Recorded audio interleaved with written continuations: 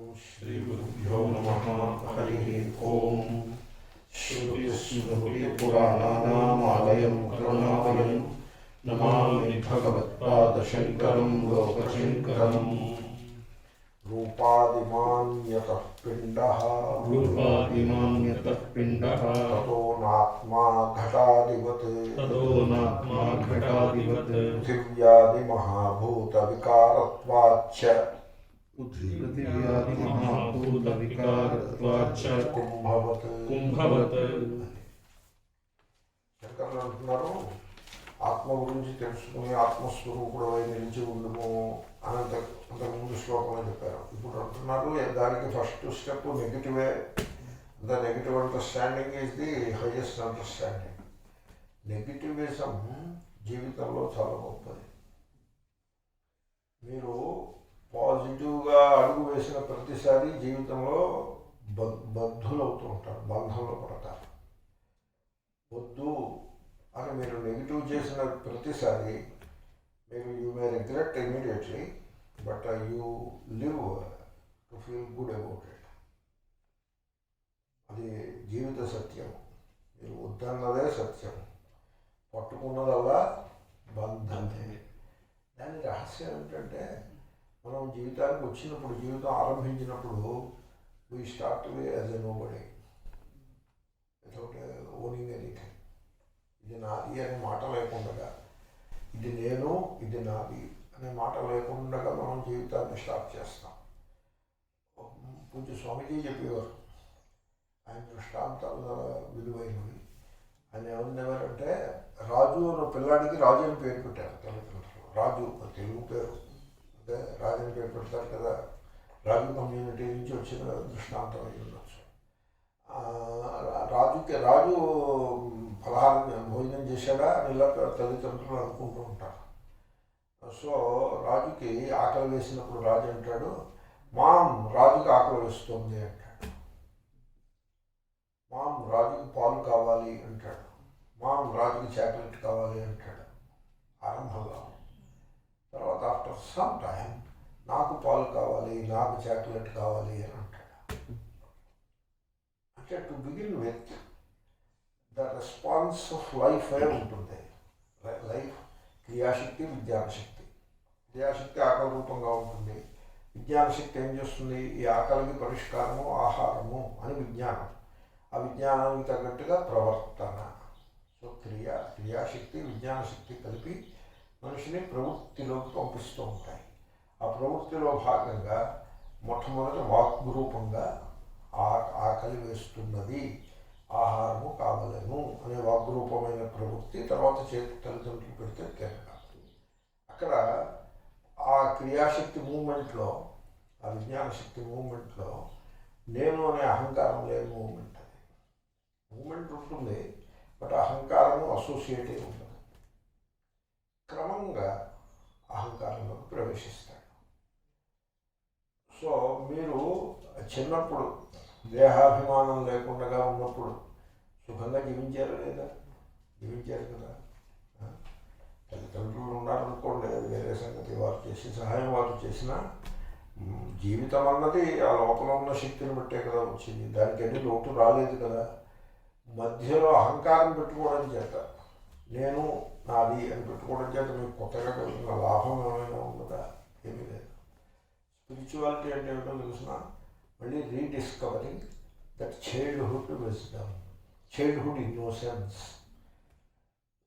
ఆ ఇన్నోసెన్సే విజ్డమ్ అవుతుందండి. ఆ చైల్డ్హుడ్లో చేతనే ఒక కవర్ అన్నాడు, child is the father of man. ఆ ఇన్నోసెన్స్ అది రీగెయిన్ చేయటం పేరే స్పిరిచువాలిటీ. వీడు అహంకారం పెట్టుకుని 7 ఏటో 8 ఏటో అహంకారంతో మొదలు పెడతాడు. పెట్టుకుని ఏమిటి పికప్ చేసుకుంటాడు? మెటీరియాలిటీ పికప్ చేస్తాడు, వరల్డ్లీనెస్ పికప్ చేస్తాడు, రిలిజియాసిటీ పికప్ చేస్తాడు. ఎందుకంటే రిలిజియన్లో కూడా అహం మమ ఉంటాయి. బట్ ఇన్ ది ప్రాసెస్ స్పిరిచువాలిటీని లూజ్ అవుతాడు. దట్ ఇన్నోసెన్స్ ఆఫ్ స్పిరిచువాలిటీని లూజ్ అవుతాడు. మళ్ళీ ఒక వయస్సు వచ్చేప్పటికి you regain that spirituality. Give up the worldliness and the religiosity రెండింటిని విడిచిపెట్టేసి regain that innocence of childhood. దానికే స్పిరిచువాలిటీ ఏం లేదు. కాబట్టి spirituality is not a growth, it is a reversal of the whole process till a point that you become child like, innocent like a child, not childish. Okay, child అనకూడదు, child అనాలి. Okay, కానీ నన్ను ఏం చేయమంటారు, నేను ABCD మొదలెట్టిన రోజుల నుంచి కూడా మా మాస్టర్లు చైల్డ్ అని పలికేవారు, నేను అలాగే పలికాను. ఇప్పుడు నాకు అమెరికాలో వాళ్ళు చెప్పినప్పుడు కరెక్టే కదా, తప్పది, ఐకారం అది, దీంట్లో ఏ ఐ లేదు, అయ్యే ఉన్నది, చైల్డ్ కదా, చైల్డ్ అనాలి, కానీ ఈ చైల్డ్ ఏమిటి అని నన్ను నేను దిద్దుకుంటూ ఉంటాను. అయినా కూడా మళ్ళీ ఆ చైల్డ్హుడ్ ధోరణే వస్తూ ఉంటుంది. సో అది that is the spirituality. Spirituality అంటే ఏమిటి, చైల్డ్హుడ్లో ఉండే అమాయకత్వాన్ని తిరిగి సంపాదించుకుంటా, ఈ మధ్యలో సంపాదించిన దాన్ని అంతని కూడా విడిచిపెట్టి వేయుట, దీన్ని వేదాంతం అంటారు. ఈ వేదాంతాన్ని పాండిత్యం కింద తయారు చేసి పెట్టడం అన్నది అది దానివలన ఏవో కొన్ని ప్రయోజనాలు ఉంటాయి. వ్యాకరణం వల్ల ప్రయోజనాలు ఉన్నాయా లేవా? ఉన్నాయి. మీకు తెలుసో తెలీదో, గోదావరి డిస్ట్రిక్ట్స్లో ముఖ్యంగా ఈస్ట్ గోదావరి అండ్ వెస్ట్ గోదావరిలో కూడా వ్యాకరణం చదువుకున్న వాళ్లకు నివాసము భోజనము ఉచితముగా పెట్టబడును అని ఒక నియమాన్ని చేశారు. నేను పుట్టి పెరిగిన గ్రామంలో ఒక హౌస్ ఉండేది, మంచిగా ఉండేది ఇల్లు. ఆ ఇంట్లో ఉండడానికి నివాసం ఇస్తారు, భోజనం పెడతారు. ఇప్పుడు వ్యాకరణం చదువుకుంటూ ఉండాలి. ఆ గ్రామంలో పాణిని చదువుకుని పాఠం చెప్పి ఒక ఆయన ఉన్నారు, ఆయన దగ్గర చదువుకుంటూ ఉండేవారు ఎక్కడెక్కడి నుంచో వచ్చి. సో కాబట్టి వ్యాకరణం చదువుకుంటే దేశానికి ఉపయోగం ఏమిటంటే ఉంటుంది ఉపయోగం. అలాగే వేదాంత గ్రంథాలను అధ్యయనం చేసిన దానికి కూడా పండితులు తయారవుతారు, దానివల్ల సమాజానికి ఉపకారం ఉంటుంది. కానీ ఆ పాండిత్యము వీటికి వివేకాన్ని ఇస్తుందా లేదా అన్నది చూసుకోవాలి. పాండిత్యం వేరు, వివేకం వేరు. పాండిత్యం బ్రెయిన్ సెల్స్లో ఉంటుంది, వివేకం హృదయంలో ఉదయించాలి. ఇది ఒక పెద్ద సమస్య. పండితులై ఉంటారు కానీ రాగద్వేషముల యొక్క గుప్పిట్లో చిక్కుకుని ఉంటారు. ఓ రోజు ఉదయం 6 o'clock నేను కొంచెం లేటుగా లేచి దంతధావనం చేస్తుంటే బెల్లం అవుతుంది. ఏమిటా అని దంతధావనం ముగించి అయా వస్తున్నాను అని దంతధావనం ముగించి పరిగెత్తుకుని వెళ్ళి తలుపు తీస్తే ఒక మంచి విద్వాంసుడు ఒక ఆయన నిలబడి ఉన్నాడు అక్కడ, చేత్తో సంఖ్య పట్టుకుని. అయ్యే దయచేయండి అని చెప్పేసి కూర్చోబెట్టాను. ఆయన అప్పటికే స్నానం అది పూర్తి చేశాను. ఏమిటి విషయం అంటే, ఆ ఊళ్ళో వేదాంత సభ ఉన్నది, నేనున్న చోట, ఇక్కడ కాదు, వేదాంత సభ ఉన్నది. ఆ సభకి ఆయనకి ఇన్విటేషన్ రాలేదు. ఆయన విద్వాంసుడు. ఇన్విటేషన్ వస్తే ఆ సభ 3 రోజులు ఉంటుంది. ఆ 3 రోజులు ఉన్న అక్కడ నివాసానికి అన్ని ఏర్పాట్లు ఉంటాయి.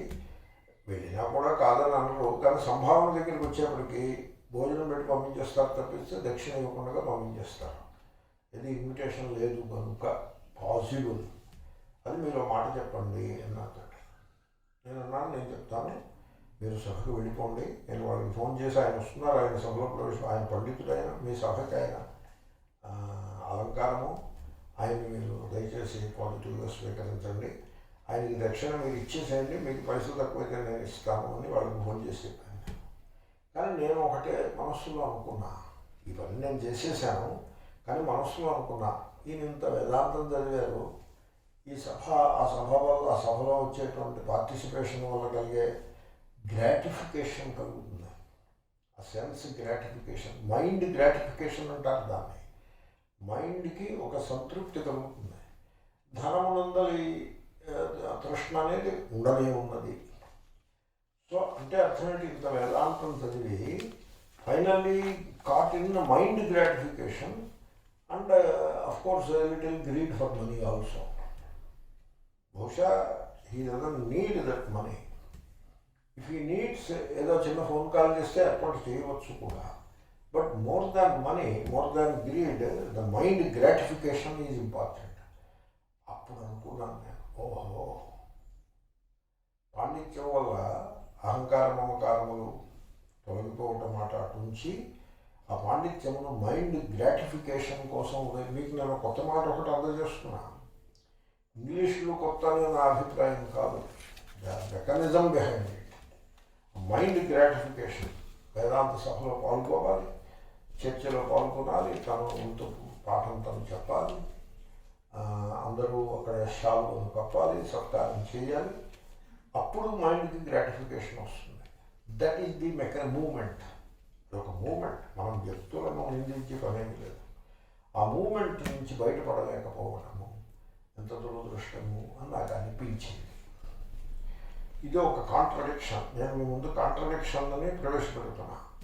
ఇంకొక కాంట్రడిక్షన్, ఈ రెండు కాంట్రడిక్షన్స్ని చూసి తర్వాత మనం శ్లోకానికి వచ్చేద్దాం. పెద్ద విషయమే కాదు, I don't want to waste your time. రెండవ కాంట్రడిక్షన్ ఏమిటంటే, నేను చూశాను పెద్ద పెద్ద స్వాములు, సన్యాసులు బర్త్డే పార్టీలని విస్తారంగా చేసుకోవడం నేను చూశాను. ఏమిటి, ఇంక్లూడింగ్ కటింగ్ ది కేక్. ఏవో కొన్ని మామూలు ఈ సినిమా యాక్టర్లు వీళ్ళు చేసుకునే బర్త్డే పార్టీలో ఉండే ఐటమ్స్ కొన్ని ఉండకపోవచ్చు, బట్ మెజారిటీ ఉంటాయి. 75% కామన్గా ఉంటుంది బర్త్డే పార్టీ, 25% కొంత ఎక్స్ట్రా అక్కడ ఉండొచ్చు. అక్కడ ఉండి వాటి బదులు ఇక్కడేమో పూజలు, ఆయుష్ హోమము, పూజలు ఇలాంటివి చేస్తారు. అంటే ప్యూర్ రిలీజియస్ అహం మమ అనే ధోరణితో చేసేటువంటి కర్మకాండం ఉంటుంది. అక్కడ ఉండేటువంటి భోగ ప్రసక్తి బదులు ఇది ఉంటుంది.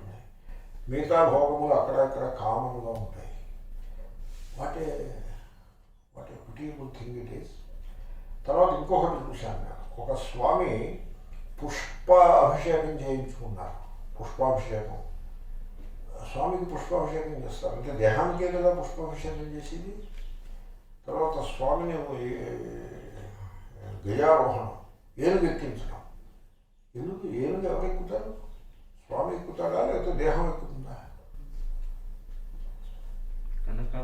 కనకాభిషేకం, స్వామికి కనకాభిషేకం. ఈ విడ్డూరములను చూసి వీటిని నేను జీర్ణించుకోలేకపోయాను. నేను జీర్ణించేసుకున్నాను. నాకు ఎక్కడ సమస్య ఎక్కడ వచ్చిందంటే శంకర భాష్యంలో శ్లోకాల దగ్గర వచ్చింది సమస్య.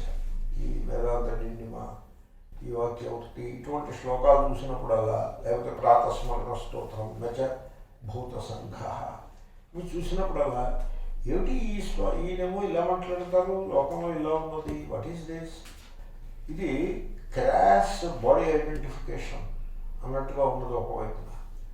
రెండో వైపున the total disidentification with the body, అది మాట్లాడుతున్నారు భాష్యకారు.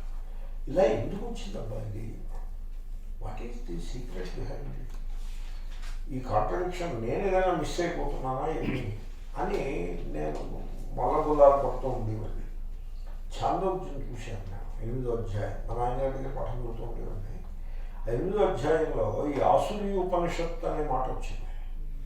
అప్పుడు నేను అడిగాను మా నాయనగారు, ఏమంటే ఇలా ఉన్నాయి కదా లోకంలో, లోకంలో ఏమో ఉంటాయి, మరి శాస్త్రం అయితే ఇలాగే చెప్తుంది, ఇదే పద్ధతి, లోకంలో మరి ఏదో ఉన్నాయి, మరి దానికి మనం ఏం చెప్తాం అని త్రోసిపుచ్చున్నారు.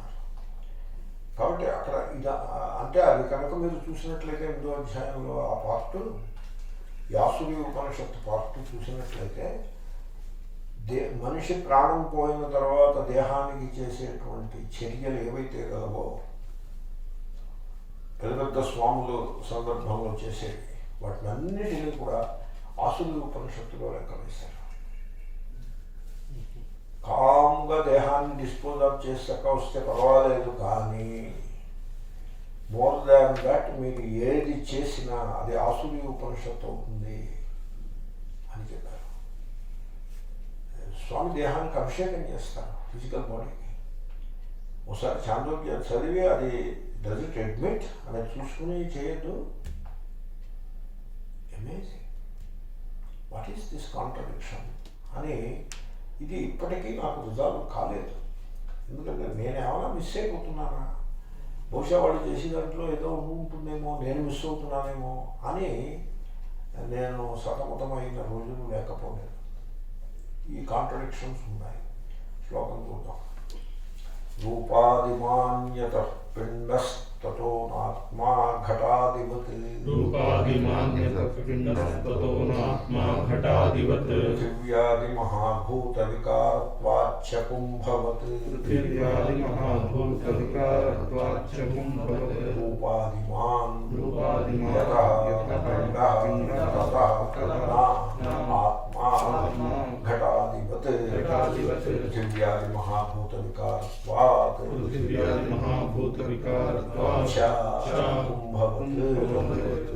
నైయాయిక భాషలో పెట్టండి దాన్ని. పిండ ఆత్మా నా పోనీ చెప్పండి. పిండ ఆత్మా నా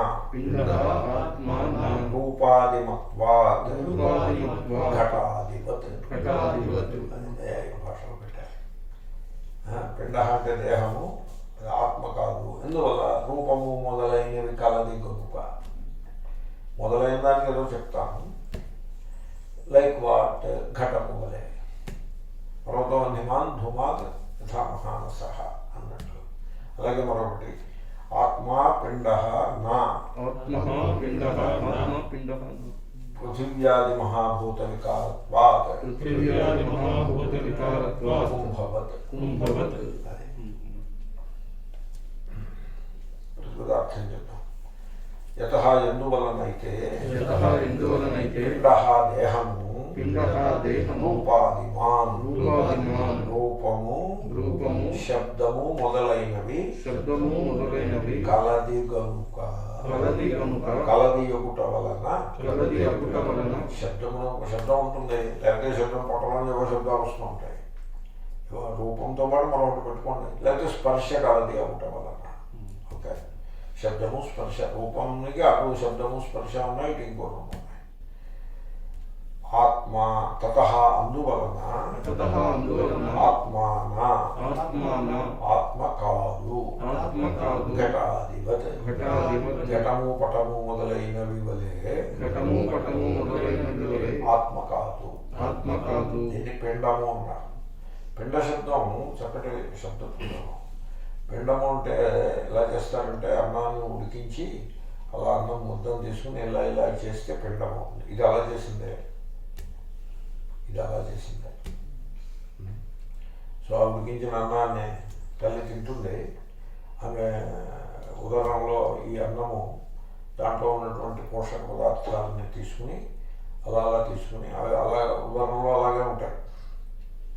అలాగా కదులుతూ ఉంటాయి. అవి గ్రహిస్తాయి. గ్రహించి ఈ పోషక పదార్థాలన్నింటినీ ఒక చోట పోగేసి అది ఆ దేహం పుడుతుంది. ఆ తర్వాత వీడు తిని అలా దాన్ని పెంచుతూ ఉంటాడు. Exactly same. అంచేత ఇది పిండమే తప్ప ఇది ఆత్మ కాదు. ఈ విషయాన్ని జగ్గి వాసుదేవు గారు బాగా చెప్పారు నాకు అనిపించింది. పోనీ ఆయన చేసిన ప్రతిదీ మన పెద్దలు అంగీకరిస్తే అంగీకరించవచ్చు, లేకపోతే లేదు. ఆయన మహాపురుషుడు. కానీ ఈ దేహము ఆత్మ కాదు అనే దానిని ఆయన బాగా ప్రతిపాదిస్తున్నారు అని నేను అనుకున్నా. ఆయన ఎవరితోనే మాట్లాడినా ఎప్పుడు మాట్లాడినా ఇది ఒకటి పెడుతూ ఉంటారు. ఆయన ఏమంటారంటే, you tell me you have acquired the body or not. You have acquired, accumulated. It's an aggregate. It is. You have aggregated, accumulated, acquired the body or not. Yes. Then who is that? అలాగే mind కూడా అదే principal చెప్తారు ఆయన. What you call mind బాగా చెప్పారు ఆయన. Is the waste basket of the family and society అని చెప్పారు. బాగా చెప్పారు కదా. మంచి ఇన్సైట్ఫుల్గా చెప్పారా లేదా? సో సొసైటీ ఫ్యామిలీ కలిపి వాళ్ళకు ఉన్నటువంటి భావజాలం అంతాను వేస్ట్. అది ఆ భావజాలంలో ఏమీ సాధన లేదు. దాంట్లో ఆత్మకి సంబంధించిన మాట ఒక్కటి కూడా లేదు. పైగా ఆత్మ అనాత్మ మిక్సప్పే ఉంది, అధ్యాసయే ఉంది. దాంట్లో సారం అసలు ఏమీ లేదు. ఇది ఫ్యామిలీ వాళ్ళు పెట్టుకున్నది, సొసైటీ పెట్టుకున్నది కూడా. అదంతా వీడి మెదడులో కూర్చోబెడతారు. Therefore it is the waste basket of family and society. ఫ్యామిలీలోనూ సొసైటీలోనూ ఉన్నటువంటి అయోగ్యమైన భావజాలమునంతను నింపి పెట్టుకున్నది మనస్సు. ఈ బాస్కెట్ దీన్ని నువ్వు ఎక్వైర్ చేసావా లేదా? చేశావు. ఇది ఒక్క రోజులో వచ్చిందేం కాదు, సడన్గా వీడితో పాటుగా వచ్చిందేం కాదు, అది వీడు ఎక్వైర్ చేసుకున్నాడు. కాబట్టి నువ్వు మనస్సు కాదు. You have examine your mind. You are the one who examines the mind. అంటే వీళ్ళు అడుగుతారు, దెన్ హూ యామ్ ఐ అని అడుగుతారు వాళ్ళు. మంచి ప్రశ్న అడిగావు, you stay with that question. Okay, ఆ ప్రశ్నతోటి నువ్వు నిలిచి ఉంటే నీకు సమాధానం దొరుకుతుంది. నీ లోపల దొరుకుతుంది, పైనుంచి రాదు సమాధానం. పైనుంచి ఏ సమాధానం వచ్చినా మైండ్ నుంచి వస్తుందిగా, అది కరెక్ట్ కాదుగా. కాబట్టి ఆ ప్రశ్న అట్టు పెట్టుకో. Ramana Maharshi, if you are sincere about that question, అంటే ఆ ప్రశ్న యొక్క స్పిరిట్ మీరు పట్టుకుని, if you can stay with it, దాన్ని వీళ్ళు మంత్రం కింద మార్చేస్తారు, ఫార్ములా కింద మార్చేస్తే చచ్చింది అది, అక్కడతో దాని బతుకైంది. ఫార్ములా కింద మార్చద్దు. ఫార్ములా అంటే ఐ మీన్ దాన్ని రిపీట్ చేసుకుంటూ ఉండటం. సో నేను ఈసారి 108 సార్లు హూ యామ్ ఐ అనుకున్నాను. Not like that. It is an enquiry. ఆ ఎంక్వైరీ లక్షణం దాన్ని కట్టబెట్టాలి. అంటే suppose you're enquiring about something అనుకోండి, మీ యాటిట్యూడ్ ఎలా ఉంటుంది? అలాంటి యాటిట్యూడ్తో మీ యాటిట్యూడ్ ఎలా ఉంటుంది? ఫుల్లీ ఫోకస్డ్ అండ్ ఓపెన్ ఉంటుంది, అండ్ మైండ్ సైలెంట్ ఉంటుంది. మీరు ఎంక్వైరీ, ఇప్పుడు రైలు ఎన్నిటికీ అని ఎంక్వైరీ చేసినప్పుడు కూడా మీ మైండ్ సైలెంట్గా ఉంటుంది, ఓపెన్ ఉంటుంది. సైలెంట్ అంటేనే ఓపెన్. అండ్ దెన్ లెర్నింగ్ మోడ్లో ఉంటుంది. That is the spirit of the question. మీరు ఆ స్పిరిట్ మెయింటైన్ చేస్తూ రోజు 2 సార్లు హూ యామ్ ఐ ధ్యానం చేసినా సరిపడుతుంది. That much powerful it is. ఆ ప్రశ్న, ఈ సంగతిని అర్థం చేసుకోకుండా who am I is a silly thing అని వీళ్ళు ఖాన్ మార్కెట్ గ్యాంగ్ వేదాంతన్స్ ఏదో మాట్లాడుతూ ఉంటారు, అవివేకం చేత. You should not fall in to that trap. Who am I is the most powerful question. దీన్ని నిసర్గదత్త మహారాజ్ ఏమన్నారో తెలుసిన, it is the most important question of psychology and philosophy అన్నారు. సైకాలజీ కూడా క్వశ్చన్ అన్నారు, సైకాలజీ కూడా దాన్ని ఇన్వెస్టిగేట్ చేయగలిగిన క్వశ్చన్, ఫిలాసఫీ ఆఫ్ కోర్స్. కాబట్టి what I am is not the point, అది ఓపెన్ ఎండెడ్. దీంట్లో ఇంకో రహస్యం పనిలో పని చెప్పేస్తున్నాను. కంక్లూషన్స్ కేసు చూడకూడదు, కంక్లూషన్స్ ఉండవు. Because conclusion by it's very nature is wrong. ఎందుకంటే మీరు కంక్లూడ్ చేసినప్పుడు దాన్ని పరిచ్ఛిన్నం చేసేస్తారు. యూ ఎన్వలప్ ఇట్, దాన్ని బౌద్ధికముగా దాన్ని కప్పేసి కంక్లూడ్ చేసేసారంటే దాన్ని బౌద్ధికంగా మీరు పరిచ్ఛిన్నం చేశారని అర్థం. పరిచ్ఛిన్నమైంది బ్రహ్మ ఎలా అవుతుంది? కంక్లూషన్స్ ఉండవు. మృత్యు అనగానేమి యూటల్మి కంక్లూషన్ ఉండదు, కంక్లూసివ్ ఆన్సర్స్ ఉండవు.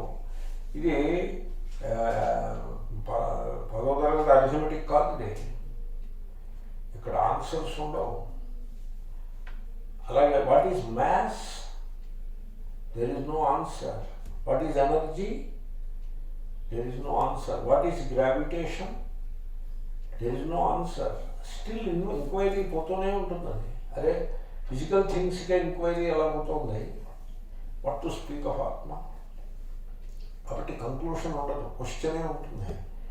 ఇది వీళ్ళకి తెలియదండి. తెలియక హూ ఏమైంటే ఏమైనట్టు, ప్రశ్న వేస్తే ఏమైనట్టు, శాస్త్రం ప్రమాణం పట్టుకుంటే ఏదో ఊరుకుంటుంది, ఇలా మాట్లాడతారు. అది తెలివైన మాటలు కావాలి. ఫిలాసఫీలో ఉండే మౌలిక రహస్యము తెలియక అలా మాట్లాడతారు. కాబట్టి నేను కొంచెం డైగ్రెస్ అవుతున్నాను ఈ పూట. వాట్ ఎవర్ ఆత్మ ఏది, ఆత్మ కాదు, దాని మీద focus. That is the starting point. Not only the starting point, నాకు ఎందుకున్నా ఎండ్ పాయింట్ కూడా అదే అనిపిస్తుంది. ఏది ఆత్మ కాదు. ఎక్కడ మొదలు పెట్టాలి? దేహంతో మొదలు పెట్టాలి, మనస్సుతోటి మొదలు పెట్టకూడదు.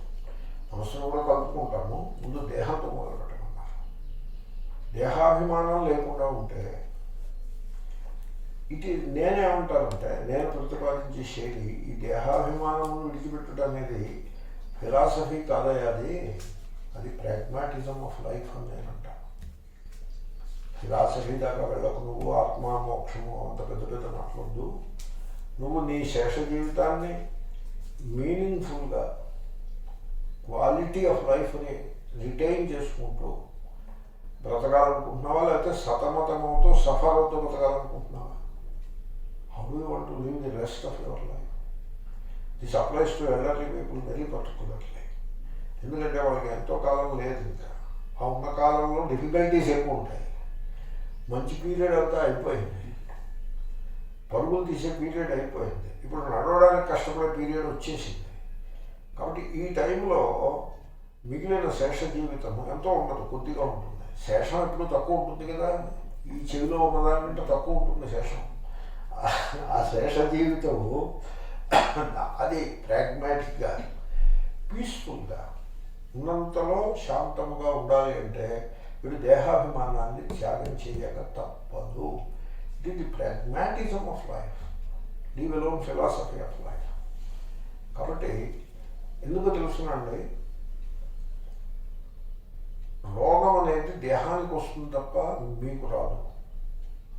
మీరు ఆ సత్యాన్ని తెలుసుకున్నారనుకోండి, ఆ గ్యాప్ మీకు ఉందనుకోండి, నేను దేహము నేను రోగము అనే గ్యాప్ మీకు ఉందనుకోండి, you are a liberated soul. ఇప్పుడు రామకృష్ణ పరమహంస, రమణ మహర్షి వాళ్ళకే వచ్చే రోగాలు. అయితే వాళ్ళు ఆ రోగాన్ని హ్యాండిల్ చేయగలిగారు. ఎందుకని? ఆ గ్యాప్ ఉంది మనకి. ఆ గ్యాప్ మనకి లేకపోతే మనం చూస్తూ ఉంటాం హాస్పిటల్స్లో వాళ్ళు పడే పాటలు చూస్తే వాళ్ళు గోల పెట్టేస్తూ ఉంటారు, కుదేలైపోతూ ఉంటారు, కృంగిపోతూ ఉంటారు. కారణం ఏంటంటే నేను దేహము నేను రోగము అనే గ్యాప్ లేకపోతే. ఆ గ్యాప్ను తెచ్చుకోవాలి. నేను వేదాంతం బోధించే ఆచార్యులకు నేను చేసే అప్పీల్ ఏమిటంటే, ఎందుకు అప్పీల్ చేయటం, మీరు ఎవరు వేదాంతం బోధించే ఆచార్యులు కాదు కదా అంటే, ఏమో భవిష్యత్తులో అవుతారేమో కాదని ఎలా చెప్తాం? ఇప్పుడు మా Vaidyanathan himself is an Acharya, how can you say not? So I have reason to appeal. తర్వాత ఎవడైనా ఈ మాట వింటాడేమో అని ఒక ఆశ కూడా ఉంటుంది. ఎవడో వేదాంతం బోధించేవాడు ఒకడు ఉంటాడు, వాడు అతగాడ వింటాడేమో అని నేను అప్పీల్ చేస్తున్నాను. అదేమిటంటే, బాడీని గ్లోరిఫికేషన్ మీరు చేయవద్దు. Don't do it. ఆ పని మాత్రం చేయకండి. ఆ పాపాన్ని మూటగట్టుకోవద్దు, ఆ పాపం చేయొద్దు. లీవ్ ది బాడీలో దాన్ని గ్లోరిఫై చేయొద్దు, ఏ విధంగానూ గ్లోరిఫై చేయొద్దు. అసలు నేను అంటాను, పాదాలకి దండం పెట్టడం అనేది కూడా వద్దంటాను. అది భక్తుని యొక్క, విద్యార్థి యొక్క శ్రద్ధ గురించి విద్యార్థి చేస్తే చేయుగాక, that is his choice. But from the side of the guru, don't even encourage that. హృదయంలో ఉండే పరమాత్మకు నమస్కారం చేయమని ఎంకరేజ్ చేయండి. పాదాభివందనం అనేది వచ్చిన సందర్భం వేరు, అది కర్మకాండ సందర్భం. అది కర్మకాండలో దేహానంతని విభాగం చేసి పాదములకు విష్ణువు అధిపతి అని దాంట్లో ఐడెంటిఫికేషన్ ఉంటుంది. ఆ సందర్భం అది. అందుకోసం విష్ణువు పాదములకు అధిపతి కనుక, అధ్యక్షుడు కనుక పాదాభివందనం అనేది వచ్చింది. విష్ణువు దేవతలలో శ్రేష్ఠుడని. అందుకోసం వేరే వేదాంతంలో వచ్చేప్పటికీ మల్టిపుల్ దేవతలు అది కాదుగా. ఈశ్వర సర్వభూతానాం హృదయశేర్జుమతిష్టతి. ఇది స్వామిజీ అనేవారు, నమస్తే అంటే నీ హృదయంలో ఉండే పరమేశ్వరుని కొరకు నమస్కారము అని. అతే అంటే తుభ్యం. ఆ విధంగా మీరు ఎంకరేజ్ చేయండి తప్ప ఇవన్నీ పాదాభివందనాన్ని కూడా మీరు పెట్టుకోవద్దు. కరోనా కాలం నేను పాఠం చెప్తూ ఉంటాను, నో పాదాభివందనము, నో ప్రసాదము. ఎందుకంటే ప్రసాదం అని చెప్పేసి మనం ఎవడో మాల పట్టుకొస్తే వద్దని చెప్పాను. ఇది కరోనా టైం అండి, మాల వద్దు, ఆయన కూడా పట్టుకుని మీకు ఇచ్చాడు, అది మీరు నేను వేసుకుంటే ఇంటికి వెళ్ళి నేను స్నానం చేయాలి డేటాలతోటి, వద్దని చెప్పాను. కాబట్టి మీరు ఈ కరోనా కూడా దీనికి సమయానికి కలిసి వచ్చింది, ఏదో సాధన చెప్పినట్టు. కాబట్టి దేహాభిమానమును గ్లోరిఫై చేయవద్దు. అభిషేకాలు చేయించుకోవటం, పాద పూజలు చేయించుకోవటం, పుష్పాభిషేకం చేయించుకోవటం, బర్త్డే పార్టీలు ఇవన్నీ మీరు బంద్ పెట్టేయండి విత్ ఇమ్మీడియట్ ఎఫెక్ట్. ఈ ఒక్క శ్లోకం గుర్తుపెట్టుకోండి. వాక్యవృత్తిలో ఉండే 13వ శ్లోకం. 13 చాలా పవిత్రమైన సంఖ్య, 13. శివునికి ప్రీతికరమైన సంఖ్య. ఈ శ్లోకం గుర్తుపెట్టుకుని దీన్ని కంఠతా పెట్టి గుర్తు చేసుకుని దేహాభిమానాన్ని విడిచిపెట్టండి. చూడండి అప్పుడు ఏమవుతుందో మీకే తెలుస్తుంది. ఎంత లైఫ్ ఎంత ఫ్రీ అయిపోతుంది. దీన్ని మోక్షము అంటారు. Freedom from body identification, that is the freedom. Freedom అంటే ఏదో లేచి మనకు తోచిన పని చేయడం. ఆ పని మీరు ఎలాగో చేస్తూనే ఉన్నారు. ఇప్పుడు చేయట్లేదా ఏమి? వేదాంతం చదువుకున్న తర్వాత చేస్తారా మీకు తోచిన పని? చదవకముందు కూడా మీరు ఆఘారకారమే చేస్తూ ఉంటున్నారు. That is not the freedom, this is the freedom. Okay, enough. ఆ శ్లోకాన్ని ముగిద్దాం. ఓకే, యతః ఎందువలనైతే పిండ దేహము, మన పేర్లు ఉన్న పిండ పిండాలు పెట్టారంటారు. ఆ అలాంటి పిండమే ఇది. ఓకే, రూపాదిమాన్, రూపము మొదలైనవి కలది గనుకను, తతః అందువలన ఘటాధివత్ ఘటపటాదుల వలె ఆత్మాన నా స్వరూపము కాదు, ఆత్మ కాదు. పర్వాలేదు, let him go ahead. మరియు పృథివ్యాది మహాభూత వికారత్వాత్,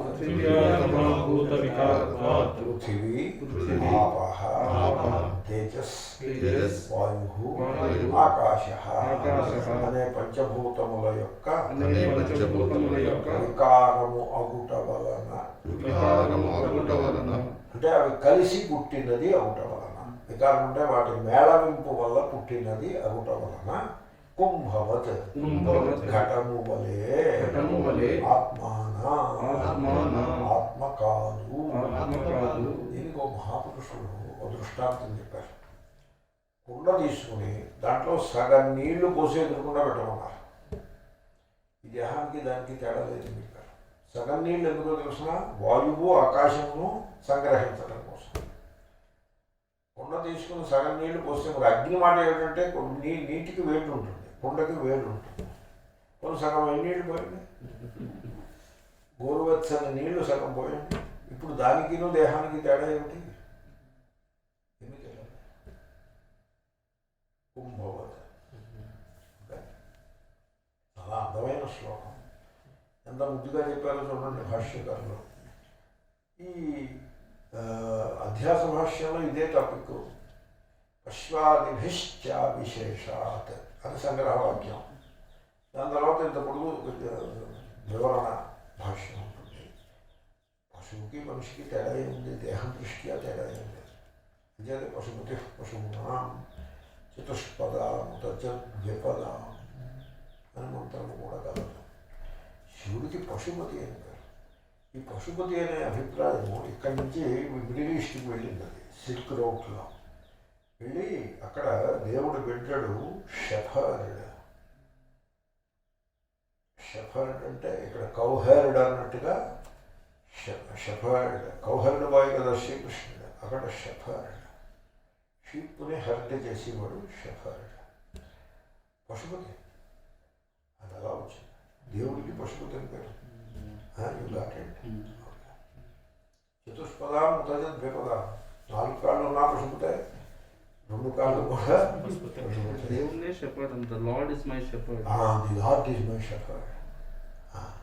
ఎంత బాగుంది పశుపతి. ఇక్కడి నుంచి వెళ్ళిన అభిప్రాయమే. ఇప్పుడు అది బూమ్రాంగ్ ఏమో ఇక్కడికి వచ్చిందో. రూపాదిమాన్యత పిండస్తతో నాత్మా ఘటాధిపతి, పృథివ్యాది మహాభూత వికారత్వాచ్చ కుంభవత్,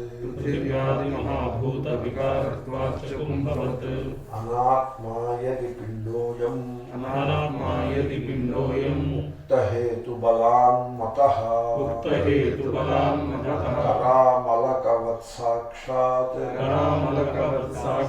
ఆత్మానం ప్రతిపాదయ. ఇది చాలా పవర్ఫుల్ వర్స్.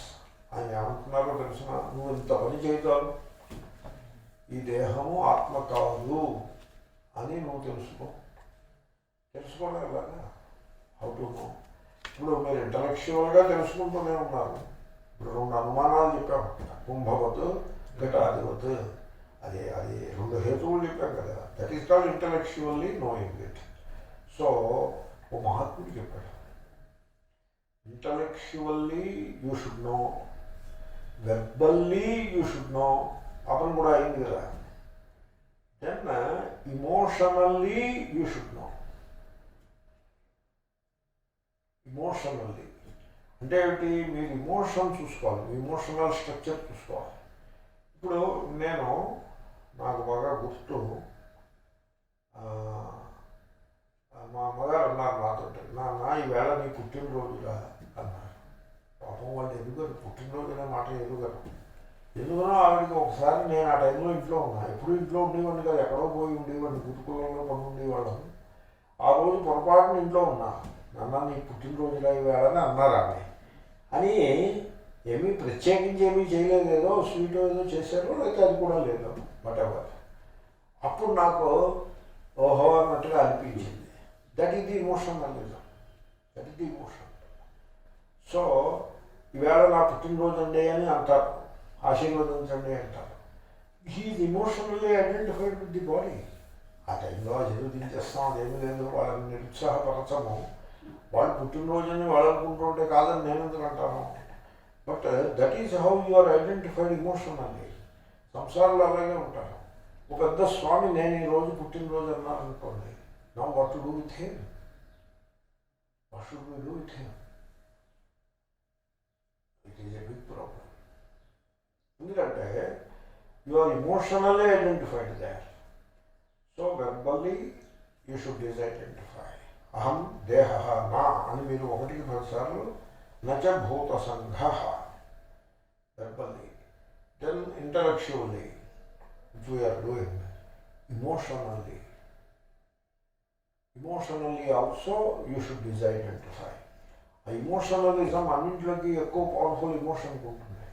కాబట్టి ఆ ఇమోషన్, ఈ దేహమే నేను అనే ఇమోషన్ చుట్టూ బిల్డ్ అయి ఉన్నటువంటి value system, that is the society and family తయారు చేసి ఇచ్చిన వాల్యూ సిస్టమ్, దాన్ని డిస్మాంటిల్ చేసి పడేది. దాన్ని పీస్ బై పీస్ విడదీసేసి అవతల వాడేది. అంటే అర్థం ఏంటి? I don't have any birthday.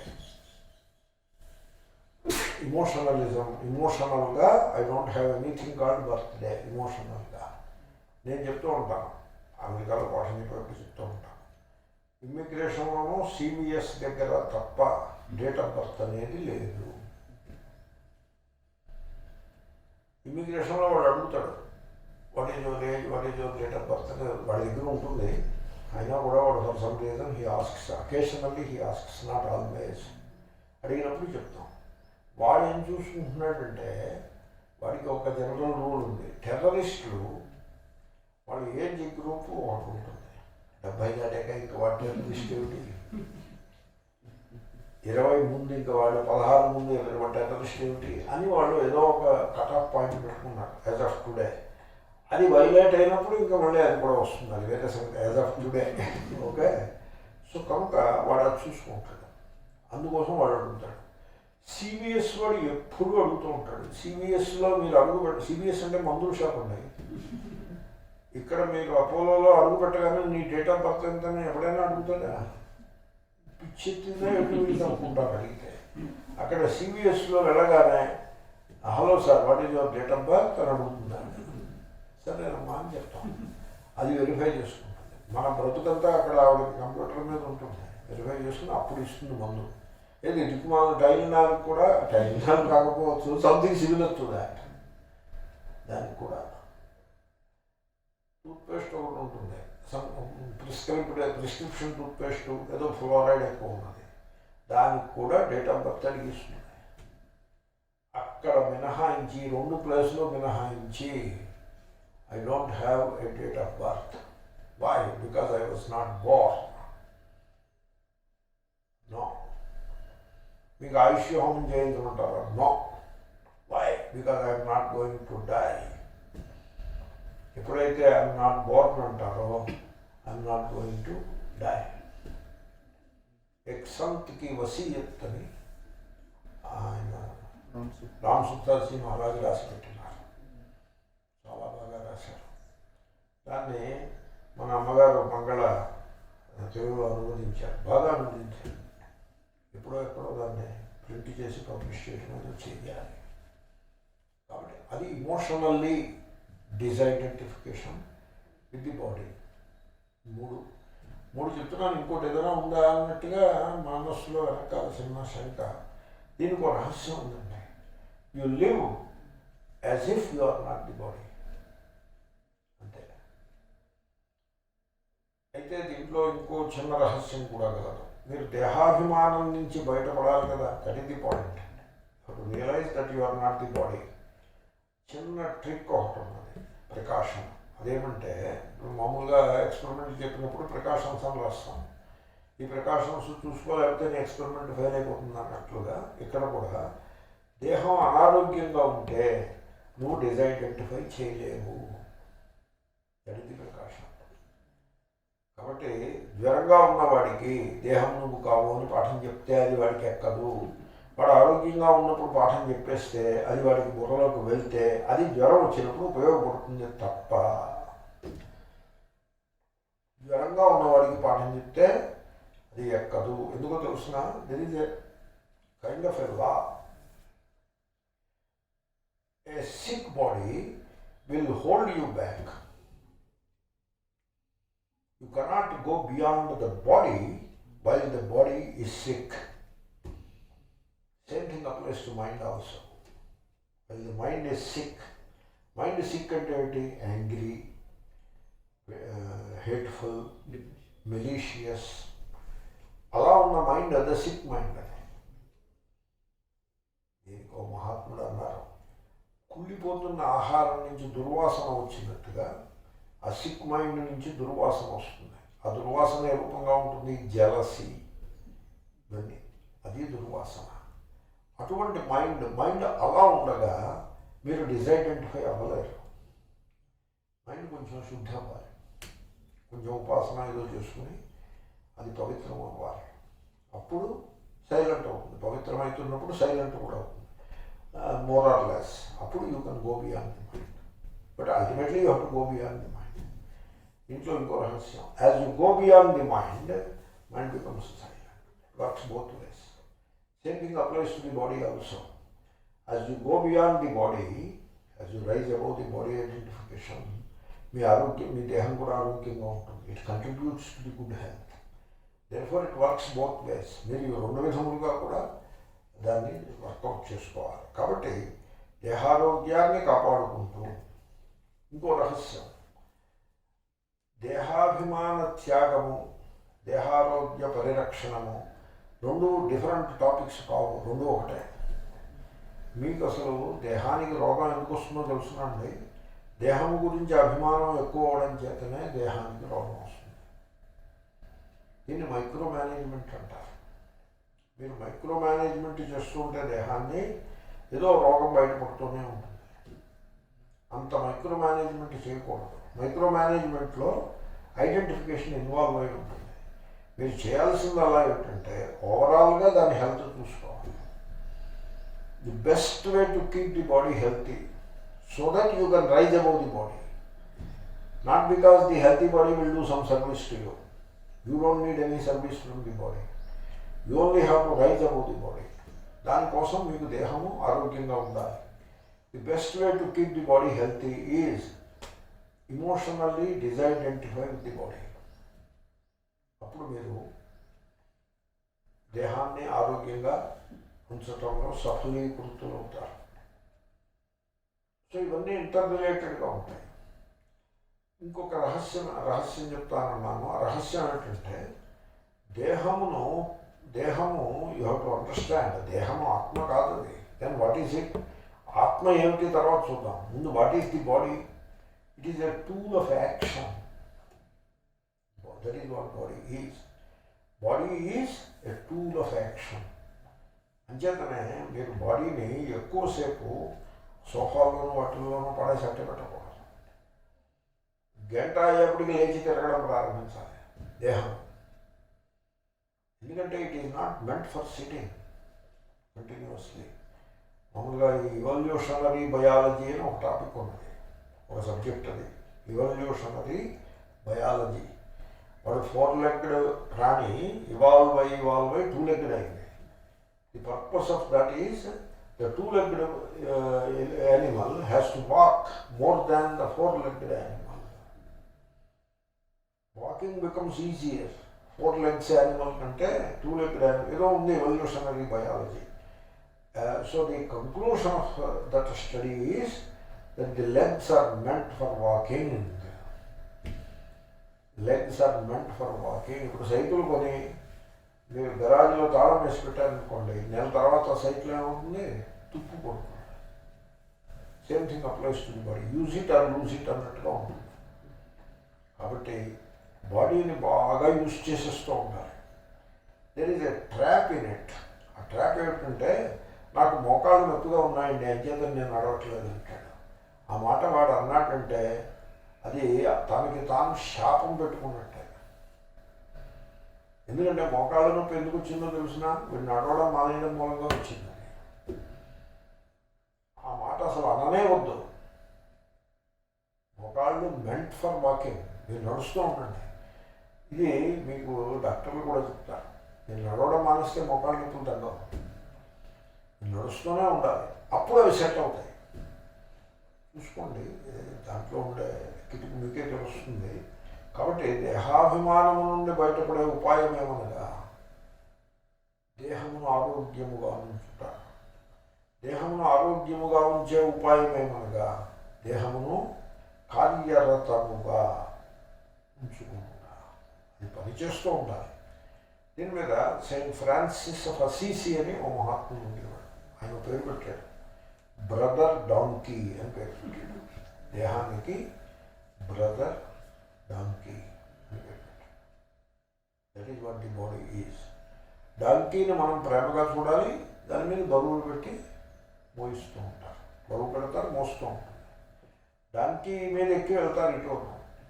అలా వచ్చింది ఆ పేరు, brother donkey.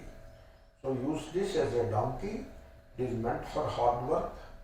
It will remain in good condition when it works hard. Keep all the proper precautions of health. Then it remains healthy. అప్పుడు మీరు బాడీ నుంచి డిజైడెంటిఫై అయిపోయి మీ స్వరూపంలోకి మీరు వెళ్ళిపోవచ్చును. అది మొత్తం సారం. అనాత్మాయది పిండోయం ముక్తహేతుబలాన్మతః కరామలకవత్ సాక్షాత్ ఆత్మానం ప్రతిపాదయ. అనాత్మా యది పిండః అయం ముక్తహేతుబలాత్ మతః కరామలకవత్ సాక్షాత్ ఆత్మానం ప్రతిపాదయ. అయం ఈ పిండః దేహము ముక్తహేతుబలాత్ పైన చెప్పబడిన హేతువుల యొక్క బలమును బట్టి అనాత్మ ఆత్మ కాదు అని యది మతః తెలియబడినట్లయితే, అక్కడ యది అన్నది నిశ్చయార్థంలో యది, సందేహార్థంలో యది కాదు. తెలియబడినట్లయితే అంటే తెలుసుకున్నట్లయితే నిశ్చయంగా ఆత్మానం తన స్వరూపమును సాక్షాత్తుగా డైరెక్ట్ పర్సెప్షన్. ఇంకా వేరే ఇతర ప్రమాణములని ఇదని గోళం అక్కర్లేదు. డైరెక్ట్. కరామలకవత్ అరచేతి ఎందలి ఉసిరికము వలె ప్రతిపాదయ తెలుసుకొనుము. అంటే నిచ్చి కనపడుతుంది నాకు. ఆ నిచ్చిని పక్కన పెట్టి నేను తెలుసుకో ప్రతిపద్యస్వ అని నేను అర్థం చెప్పాను. ప్రతిపాదయ అంటే నిశ్చయింది అది. ప్రతిపద్యస్వ తెలుసుకున్నాము అర్థం చెప్పాను. ప్రతిపాదయ అంటే బోధించుము, ప్రతిపాదించుము. శిష్యవాచ ఉంది, శిష్యవాచ ఉందా అని గురువు గారికి మీరు బోధించండి అని చెప్తున్నాడు అన్నమాట. ఆ శిష్యవాచ పెట్టారు ఎందుకోసం, ఈ నిత్యుని బట్టి పెట్టారు. దాన్ని గురువు చెప్పి మాట కింద చెప్పాను నేను. అంచేత నా నిత్యం తీసి పక్కన పెట్టి తెలుసుకున్నాము. గురువు గారితో చెప్పేప్పుడు ఆ విధంగా మీరు మాకు బోధించుడు అని చెప్పినట్టు. ఏదంటే మీద హేతువులు చెప్పారు కాబట్టి దాన్ని కొంచెం ఎక్స్ప్లెయిన్ చేయండి. అది ఎక్స్ప్లెయిన్ చేయండి. ఓహో అలాగా, అలా తీసుకుందాం. శిష్యవాచ అయం ఈ పిండః దేహము ఉక్తహేతు బలాత్ పైన చెప్పబడిన హేతువుల యొక్క బలమును బట్టి, అంటే బలమైన హేతువులోని అర్థం. అనాత్మ ఆత్మ కాదు అని యది మతః తెలియబడినట్లయితే ఆత్మానం తన స్వరూపమును సాక్షాత్తుగా అంటే డైరెక్ట్గా, సాక్షాత్ అంటే డైరెక్ట్. సో సాక్షాత్ అపరోక్షాత్ బ్రహ్మ, అపరోక్షాత్మనే అపరోక్షం ఇత్యర్థ. అది అపరోక్షాత్ అనేది బ్రహ్మకి విశేషణం, పంచమి అవివక్షితము. సాక్షాత్ అపరోక్షం బ్రహ్మ అని. అలాగే పాణిని కూడా ఒకసారి చూడవచ్చు. సాక్షాత్ ద్రష్టది సంజ్ఞాయాం ఉంటుంది. సంజ్ఞ అంటే అర్థం ఫిక్స్డ్ మీనింగ్ అనే సెన్స్లో సంజ్ఞా శబ్దాన్ని ప్రయోగిస్తారు. ఒకసారి గమనించదగ్గ సూత్రం. ప్రతిపాదయ తెలుపుడు చేయుడు అని శిష్యుడు గురువుతోటి అంటున్నాడు. యది అయం పిండః ఉక్తహేతు బలాత్ అనాత్మా మతః ఆత్మానం సాక్షాత్ కరామలకవత్ ప్రతిపాదయ అనాత్మా యది పిండోయం ఉక్తహేతుబలాన్ మతః కరామలకవత్ సాక్షాత్ ఆత్మానం ప్రతిపాదయ. దీని మీద వర్కౌట్ చేసుకోవాలి. దీన్ని ఒక గోల్ కింద పెట్టుకుని వర్కౌట్ చేసుకోవాలి. దీని మీద మహాత్ముడు సలహా చెప్పారు. Never act on behalf of the body అని చెప్పారు. అంటే భోజనం చేయొద్దని కాదు, భిక్షాచర్యం చేయాలంటే అది ఒక్కటే దానికి ఎక్సెప్షన్. దేహానికి 4 అండి: క్లీనింగ్, క్లోదింగ్, ఫీడింగ్, ట్రీటింగ్. చికిత్స, ఏదైనా రోగం వస్తే మందు పెట్టాం. ఈ 4 తప్ప ఇంకా దేహానికి ఏది ఉండకూడదు. అంచేతనే నేను ఉంటాను, మీరు దేహానికి పూజలు, పాద పూజలని అవేం పెట్టద్దు. దేవుణ్ణి పూజించుకోండి. వెళ్ళి మీకు చేతనైతే మీ హృదయంలో ఉండే దేవుణ్ణి ఆరాధించండి ధ్యానం ద్వారా. అంత పని మీకు చేత కాకపోతే దేవుడి విగ్రహం పెట్టుకుని పూజించండి కనీసం. అంతేగాని అది మానేసి ఆయన్ని తాళ్ళతో కట్టేసి చేతికి కదలకుండా పాదపూజ మొదలు పెడితే ఇంక కదిలేదు లేదుగా. ఆ పాదాలను పూజించటం అది గురువులు ఎంకరేజ్ చేయడం. పాదపూజ చేస్తున్నాడు అనుకోండి, వాడు పాదాలు చూస్తూ ఉంటాడు. పాదమును చూస్తున్నాడంటే దేహంతో చూస్తున్నట్టే లెక్క. పాదాలను దేహమును విడిచి పాదములు ఉండవు. దేహమునందు ఒక పూజ్యత్వ బుద్ధి ఏర్పడుతుంది.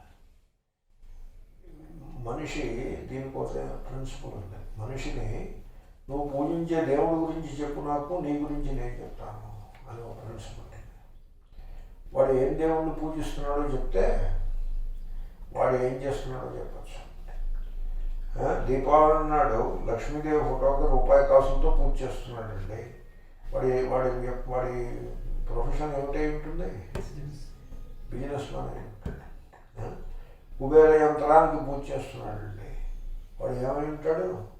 షాప్ కీపర్ అయి ఉంటాడు. గల్లాపెట్టికి పూజ చేస్తున్నాడండి, వాడు ఏమిటై ఉంటాడు, వాడి యొక్క ప్రొఫెషన్ ఏమిటి? ఆ గల్లాపెట్టి వెనకాల కూర్చుని డబ్బులు వసూలు చేసుకుంటూ ఉంటాడు. అవునా? ఆ గల్లాపెట్టిలోంచి డబ్బులు కూడా ఇస్తాడు కదా. ఎప్పుడు ఇస్తాడు? ఎక్కువ తీసుకుని తక్కువ ఇచ్చేటప్పుడు మాత్రమే ఇస్తాడు. అంతే కదా. గల్లాపెట్టిలోంచి డబ్బులు ఇచ్చేవాడు అలాగే ఇస్తాడు. అది వాడి ప్రొఫెషన్. తర్వాత వీడు మార్గబంధు స్తోత్రం చదువుతున్నాడు అనుకో, అంటే ప్రయాణం పెట్టుకున్నాడు అనమాట. వాడు ప్రయాణం హడారిలో ఉన్నాడు. ఓ 20 ఏళ్ల కుర్రాడు, 16 ఏళ్ల కుర్రాడు సోమవారం నాడు ఉదయం కొబ్బరికాయ పట్టుకుని 7:30కి దేవాలయం దగ్గరికి వచ్చాడు. వాడు ఆ కుర్రాడు ఏమిటి అయి ఉంటాడు? నన్ను అడగండి, నేనే చెప్పేస్తాను. వాడు ఆ రోజు ఇంటర్మీడియట్ ఫైనల్ పరీక్షకు వెళ్తున్నాడు. కాబట్టి మనుషుని పూజించే దేవుణ్ణి బట్టి మనిషి స్వభావాన్ని చెప్పచ్చు. పాదాలకి పూజ చేస్తున్నాడు ఆయన, ఈయనేమో పాదాలకి పూజ చేయించుకుంటున్నాడు. అంటే వీళ్ళు ఎంత వేదాంతం చదివిన వాళ్ళైనా అవ్వుగాక వీళ్ళిద్దరూ కూడా దేహాధ్యాసలో ఉన్నవాళ్ళే అని మనకి స్పష్టమైందా లేదా? కాబట్టి దేహములకు పూజాధికము పెట్టుకోవద్దు. దేహానికి గురువుగారికి సేవ చేయాలనుకుంటే గురువుగారి కాళ్ళకి కొంత సంవాహనం చేయండి, ఉపయోగపడుతుంది. అంతే తప్ప అలాగే కొబ్బరిలో ఏదో రాయడం ఏదో అలాంటివి చేయండి తప్ప ఈ పువ్వులన్నీ కొట్టుకొచ్చి గురువుగారి కాళ్ళ మీద వేస్తే ఆయనకి ఏదైనా ఇన్ఫెక్షన్ ఏదైనా వస్తే అప్పుడప్పుడు ఈ పువ్వులో పురుగులు కూడా ఉంటాయి. అదేదైనా పురుగు జలగో ఏదైనా పట్టుకుందంటే పాప ఆయన చూసుకోకపోతే ఆయన అనారోగ్యం పాలవుతాడు.